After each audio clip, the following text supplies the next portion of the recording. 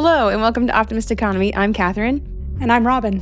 On this show, we believe the U.S. economy can be better, and we talk about how to get there one problem and solution at a time.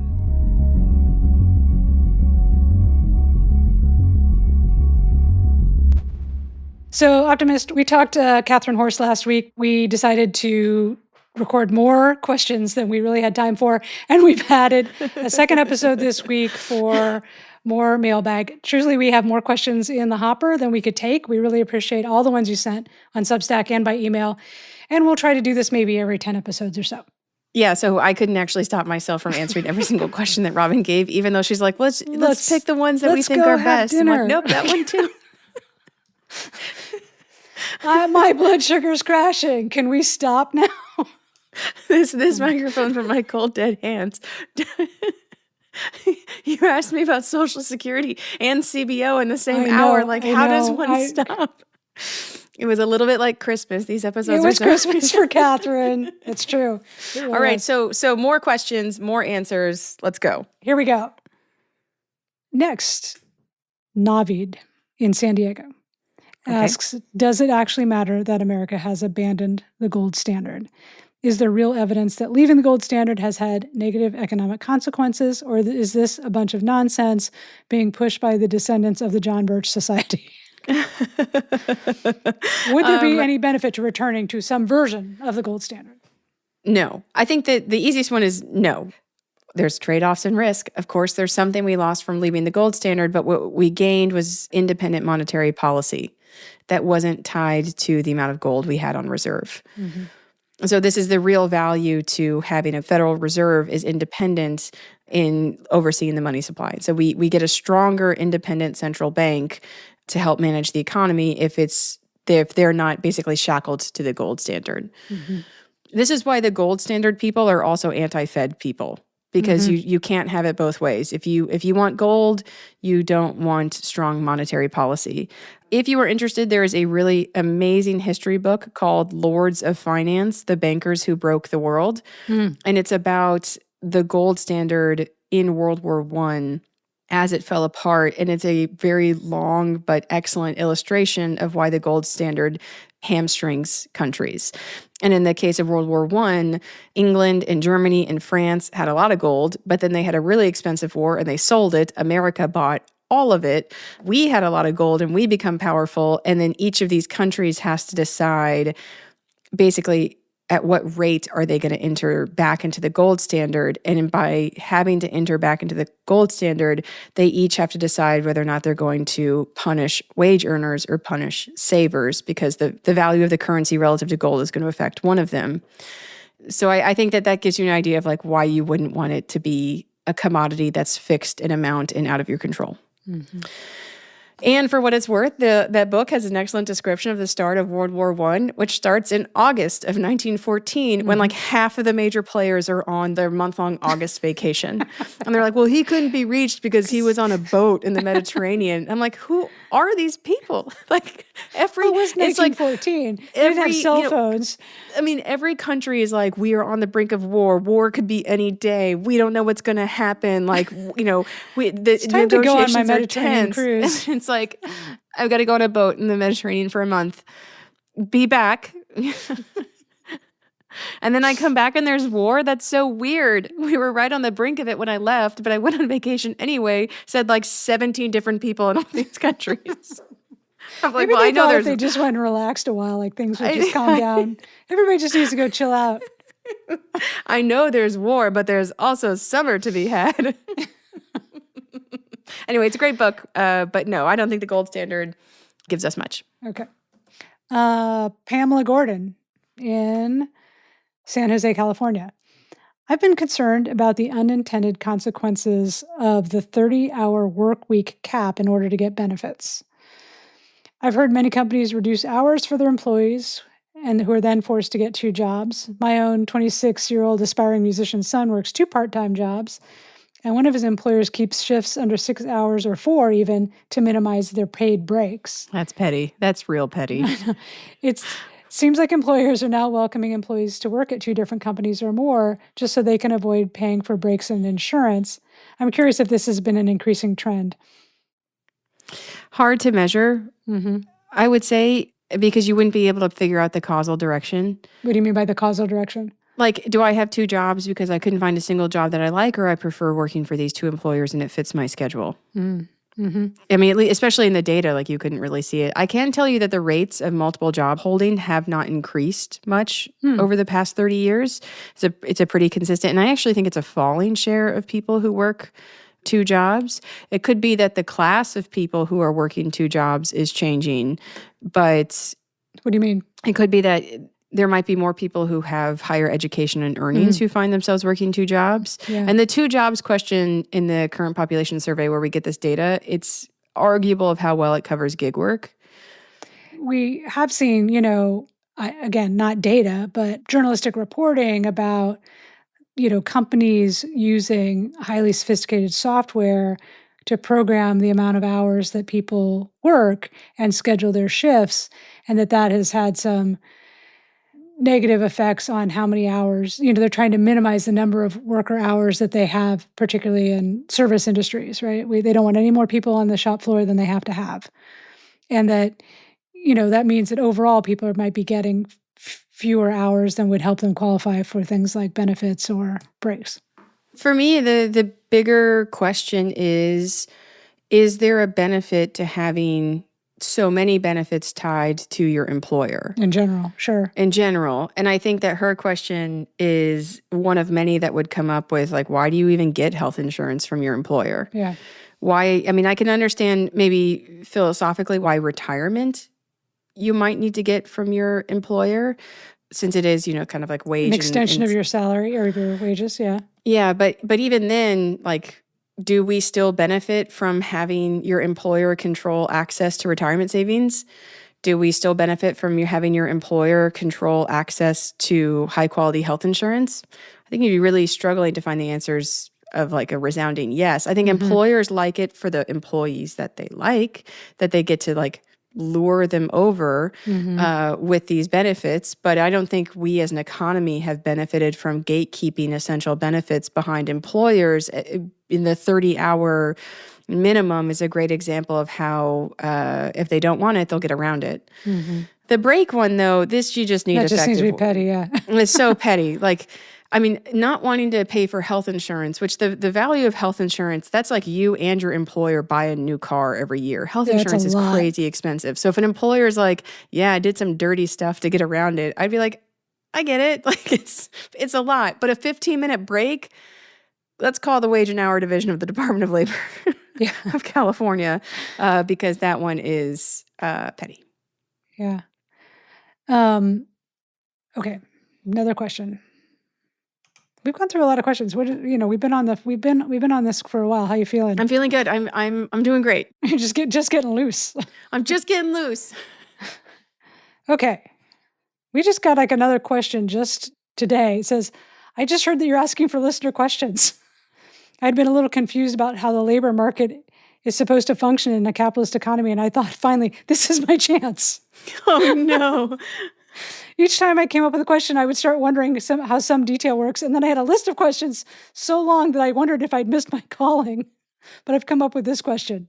In our economy, it seems like we generally try to let most things run with as hands-off an approach as possible. Everything has to be its own market. Sometimes the markets fail to function correctly, and the government tends to step in to address these things. The labor market appears to have an extreme power imbalance, though. If I, as a real human person, do not have a job for a long enough period, then it's an existential problem. If I don't have income, then I can't pay for a house, clothing, or food. If your average business doesn't hire another employee, they just miss out on the small amount of revenue that employee would add, but the business continues to exist. Is this a malfunctioning market? I know that unions can address that power imbalance, but is there a more universal solution? Is there, for instance, a sweet spot of universal basic income that doesn't discourage people from working, but can also allow them to pass up working conditions that don't align with them? That's as brief as I could make it. Signed, Paul Wilk. Paul, so what I would describe as power imbalance in the labor market isn't because employers have power over workers all the time. It's because in certain conditions that power balance is greater. Right? Like I would argue, and this is going to sound real arrogant, but like not a lot of employers have power over me, Kathryn Edwards, because I have a ton of outside options. And if I didn't like a place, I could go somewhere else. And I have a ton of power in the labor market. And there are a bunch of employers I could sell my labor to. She could quit this podcast anytime. I could quit this money-losing podcast whenever I wanted. You don't tell me what to do anymore, Robin. But in that case, like the difference is that employers are competing over me, and so I have power in the labor market. And so this idea of an exploitative relationship or me being at their whim, it's not there. And a lot of people in the US labor market, they aren't under the power of their employer. They have outside options. What has happened for a lot of people is that their outside options have gotten to the point where there are so few that employers do have more power. And like they know you can't go anywhere else. And some things that affect worker power would be things like recessions or kind of the period we're in now where there's not a lot of hiring. Yeah. Or even geography, right? Geography can affect it. But we're also in an era in which we've had incredible concentration of businesses and lots of mergers and acquisitions. And so most people are in some kind of labor market where there is a concentration of employers. And so I don't have a ton of options of selling my labor somewhere else. Yeah. Now, I think that there's never one perfect right solution. And part of what we need to do is put in some more basic protections for workers so that these employers who do have so much power can't exploit it to such a degree. Like a stronger minimum wage or what? Yeah, a stronger minimum wage. Because the idea of perfect competition, which a lot of economic theory is based off of, and it's not because we think it actually happens, it's just because it gives us a really good intuition to how the world works. Right, when you have perfect competition between firms and workers, you're going to be paid what you're owed. If employers don't have to compete for that much, they're going to pay you less than what you're owed. So part of getting you back up to where we want you to be is in regulating like just how far down the employers can kick the floor. But the other part is doing more to have competition in the labor market. We do this through things like banning non-competes, prosecuting firms that collude to keep wages low, as well as monitoring the concentration of employers into large trusts or monopolies. Because a monopoly is going to have an effect not just on the consumer market, but also on the labor market. So the power can switch between employer and worker, and the more effective policies are about shifting that power back. Okay. And I also just want to clarify that does correlate, like your power in the labor market can correlate with income or education, but not perfectly. So one of the largest employer collusion settlements in U.S. history was the tech sector. Yeah. And those people made a ton of money, but a set of firms in Silicon Valley basically entered into a compact that they weren't going to poach workers from one another, right? Yeah, they weren't allowed to poach workers from one another. So if you worked for one of the companies that I was in cahoots with, I'm not going to hire you. And that's a way to keep people from moving around. The heart of worker power is your ability to leave. Is mobility. Mobility is everything for a worker. You have to be able to pack up and leave, take this job and shove it and go somewhere else. And so everything that can increase worker mobility is something that can increase worker power. And I think that that's really optimistic because there's lots of ways to increase mobility. I mean, you can increase worker mobility by like expanding access to the internet to get people more chance to look for jobs. I know that I'm not the optimist economist in this, podcast, but I have often thought that mobility, the United States has been in this process of what some demographers call like the great settling in, that we used to be an incredibly mobile society. I have friends who moved 6 times when they were kids because their parents just moved with their job, from Illinois to California to Indiana, back to California. And the people just don't do that anymore. And there's probably a lot of reasons for that, housing costs and the cost of moving. But what things that we could do to actually enable people to move to take jobs where the market is healthier or has more opportunities, rather than just say, well, sorry, you live in, a small town in West Virginia and there's no opportunities there. Well, you're stuck there. Yeah, what's interesting is that higher educated people always moved more than people Yeah. with just a high school degree. And I know that that's a brute distinction, but it's just, Yeah. that's what we can see in the data. Yeah. Is we can see your terminal educational degree. That doesn't mean we see like the textured quilt that is people's abilities in the labor market. But the more education you have, the more associated you have been with mobility for a long time. Even if you could have someone who was like, I'm a plumber in this city. If I move to be a plumber in this city, I could get like 15% more income.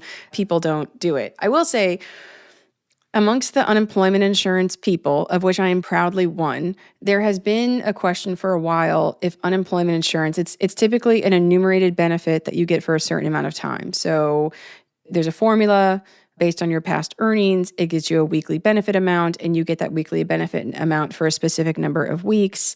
It used to always be 26, but now in a lot of states it's dropped down to 20, 16, or in the case of Florida, 9. But there's a question of whether or not you should make people get a half week, like somewhere between 25 and 50% of their prior earnings on a weekly basis, or you should just cut them a check for the whole amount. And some of the cut them a check people are like, look, I'm entitled to 26 weeks of benefit at a 35% replacement rate. Write me a check. And it gives people the power to take the money and go. Mm-hmm. And that it could be an avenue for mobility for people who are in labor market duress. It's not necessarily going to lead to higher benefit payouts because most people do take around the max of their unemployment, but it would give people like a different set of money in hand. Rather than getting, $380 a week and worrying about your rent, you just say, I'm moving out of this apartment and I'm taking this used Honda and going to Nashville. Yeah. Or whatever. Yeah. On a wing and a prayer. And the other part too, I mean, the problem with that is that, some people think it would create an incentive, Sure. right? Because I have this cash bonus for getting fired. For getting laid off, yeah. For getting laid off. Because you can't get it unless you've been laid off through no fault of your own. But yeah, I know someone who is actually dying to convince a state to do this, of just let half the people who claim for benefits get a check and let me see what they do. Just do it, see what happens.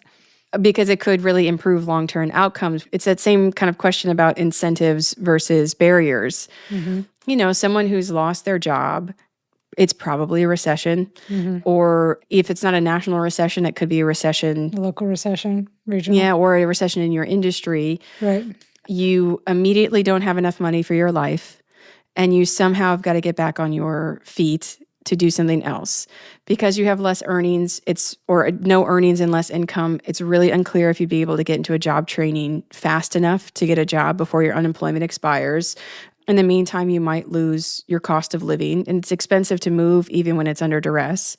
And, you are faced with the prospect of lower earnings for the rest of your life. So is the problem, and this is also going back to what makes an economist conservative or liberal. Some conservative economists would say, the problem is that unemployment insurance lengthens the spell of unemployment.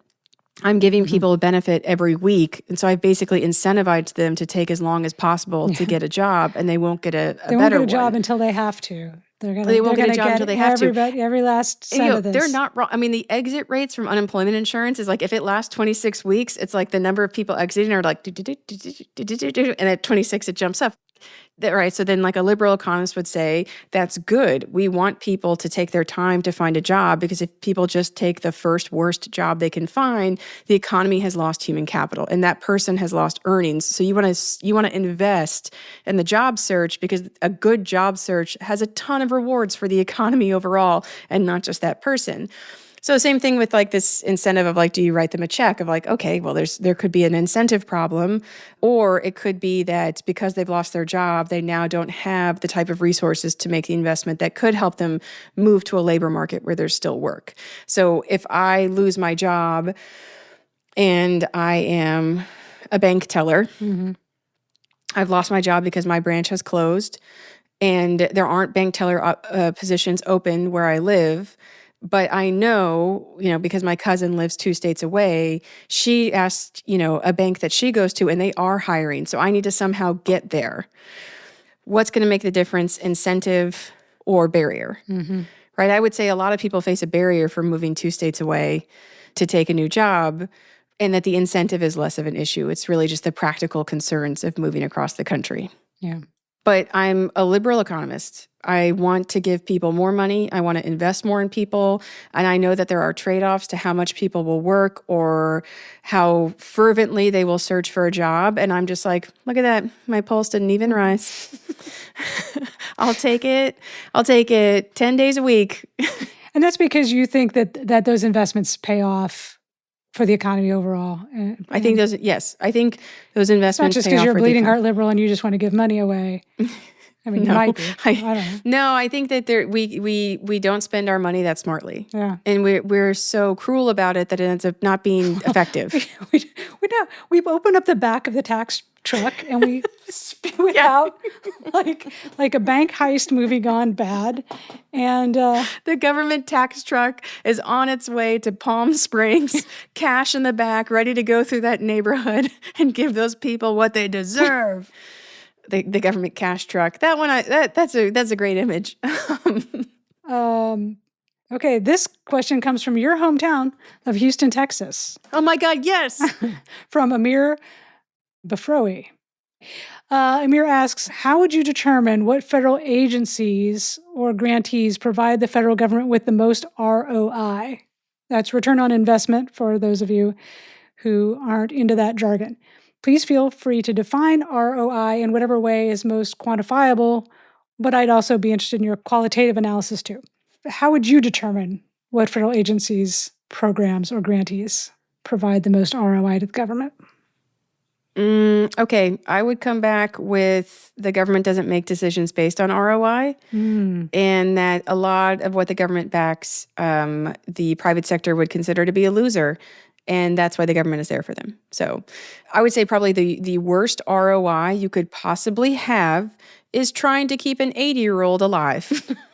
What are you going to get out of that? You're going to get more tax dollars? You're just keeping dependent people alive for longer. The ROI, once someone turns 70, every aspect of it is negative from the government or economy's perspective, for the most part. So, we don't let ROI determine how we make investments as a government because we're a democracy. And holding federal agencies to some kind of ROI standard based on their investments, it rests on the idea that one, ROI is something that's a worthy pursuit for a public entity, and two, that we'd be able to measure that return. So, an example of an agency that hit the chopping block because of Doge is AmeriCorps. Mm-hmm.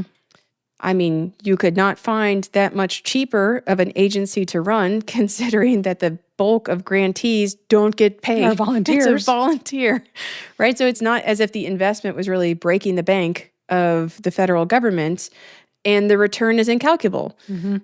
What is the benefit to our economy of having people encouraged to volunteer in certain areas and localities of people in vulnerable situations? I mean, the number of members of Congress that were VISTA volunteers themselves is truly incredible, considering how small the program is. I think that if you try to come up with an ROI to compare that to say, what's the return on investment for America of having a civic-minded volunteer organization versus the ROI to an office within the Center for Medicare and Medicaid Services that passes through policy on reimbursement rates in order to discourage people from treating ambulances like fancy Ubers? Well, yeah, I mean, that office is going to do really well because they're playing around with more money than God. It's money in the U.S. healthcare system. You save 0.5%, we've all gotten $10,000 richer, right? It's really like that calculus of return and investment. I don't think it makes sense in the public sphere because it's about meeting citizens, where they are. So that's one, as just to make sure that way is You're going to clear. descant some more? I'm going to descant some more. I'm descanting more. Fellow Houstonian, I'm descanting more. That said, the federal government is in such desperate need of reform. Federal agencies are in desperate need of reform. And if you needed to ask anyone about this, you could ask any federal employee and they would be like, oh, I could tell you 10 different things that I need to do differently in my federal agency. But up until January, the only people who had any power to change the functions of the federal government was Congress. So, I mean, I've talked about this before, but some people in federal agencies are in an office created by a piece of legislation, and the person who wrote the legislation never bothered to check that there was a similar office at like the agency next door. And now the government is like, now these people are blamed for being inefficient when it's really just that Congress is not good at their job, nor will Congress take the responsibility to correct it. So the reform of the federal government takes leadership. And it's very hard for me to keep a level speaking voice when discussing what the Department of Government Efficiency did. And so I will not try to dwell too long on the subject, only to say that, man, if you ever needed proof that someone ought to stay in their lane and remain an accountant for tech companies, we have it here. There have been so many good proposals about how to reform federal government that looks at these ideas of efficiency, not from the perspective of like an ROI-like calculation from the market, but from the perspective of like what leads to better service for the American people and what leads to better careers for the people who decide to serve in that capacity. Someone who was a longtime leader on this was Paul Volcker. I struggle with his last name, Volcker. And, he pointed out things like the federal government needs fewer political appointees, not more. And that would make it a much more effective and efficient agency because you wouldn't have people who like spend their career and then basically cap out at like where the political appointees begin, that you don't want this.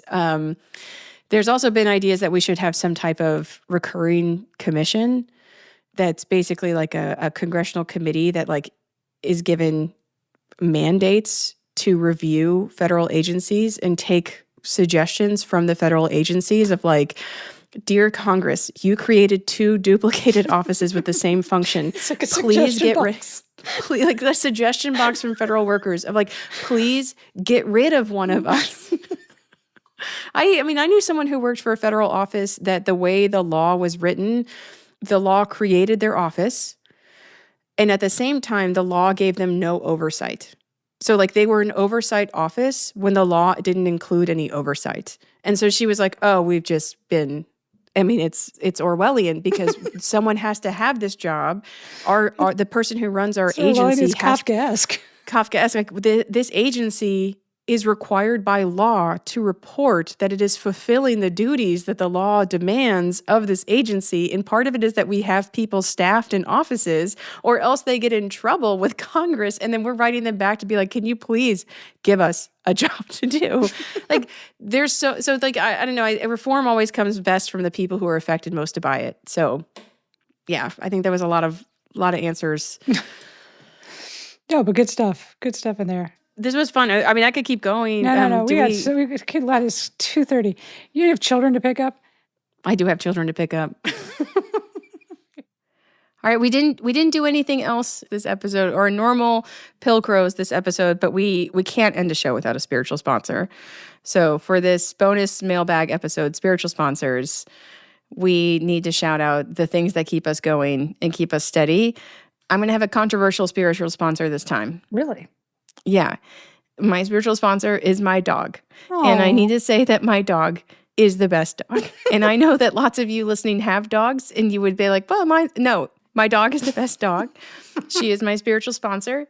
There are many things I love about my dog. One is that she's quite cute and has ears for days. Another is that she's very cuddly. And even though she weighs 50 pounds, because she's a pit mix, she's pretty sure she's a lap dog. But I think what really made her my spiritual sponsor is that she loves being on couches, loves couch, and in particular loves pillow on couch. So if she falls asleep in the house during the day, it is on the northernmost point of the couch. So she'll get like, there's 3 pillows on one side of the couch. She's like right on top of it asleep. Her utilization of pillows is a remarkable thing to, it's so good. Like how she gets up there, how she gets comfortable, and then she just immediately falls asleep, and she's on top of like 3 things I have to wash, and yet I love her. So my spiritual sponsor this week is the best dog in the world, my dog. Okay. All right. My spiritual sponsor this week is improvised yoga pose names. So I've been taking yoga a long time. So I've heard a lot of yoga names, and I've been in, I didn't really realize there's sort of regional names for poses. Like I heard names for poses in Spokane that I'd never heard in Los Angeles. But every once in a while, and again, I haven't taken yoga for a very long time, somebody will say something like, awkward airplane pose. And you're like, what? And it makes me laugh. It often makes me actually fall out of whatever pose I'm in. And I just love that people are like, what kind of weird shape have I put all this whole class of people in and I'm now going to give a ridiculous name to? Oh, man. Robin, I can foresee a future for her spiritual sponsor of the names that my kid gives to yoga poses. So in preschool, they did yoga. They definitely did. I don't do it. I've tried it a few times. It's not for me. I think maybe the relaxing, I don't know. Yeah, I can see that. But your future spiritual sponsor will be my son trying to rattle off the names of the yoga poses and getting them. I mean, even though I don't do yoga, I know he's getting them wrong. And he does do them occasionally. He's like, Mom, I think we should do yoga. And he'll just like do something. And he's like, and let's do this. And I'm like, that can't be. One of them was like falling stick. And I'm like, nope. Just send me like a list and I'll interpret them for him and see if I'm right. It's great. But I was like, man, so they teach yoga in public schools. Don't tell Republicans. Put that on, mindfulness.